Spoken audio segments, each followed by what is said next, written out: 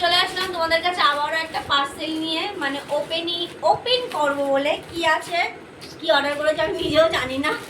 মানে এটা আমার না, আমার পাশের বাড়ির একটা মামি। তো কি আছে চলো এটাকে ওপেন করে দেখাই। যাই হোক, আমার পার্সেল বলো গিফট বলো ওপেন করতে খুব ভালো লাগে গাইস।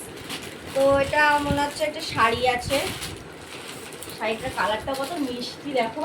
শাড়ি না চুড়িদার। না না, এটা শাড়ি পাবো, এই দেখ শাড়ি আছে। তো চুলো পুরো ওপেন করি।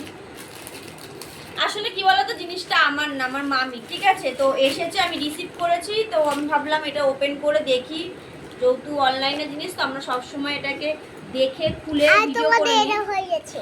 হ্যাঁ, এটা শাড়ি বললাম না আমরা মহিলারা শাড়িতেই নারী, নারীতেই শাড়ি।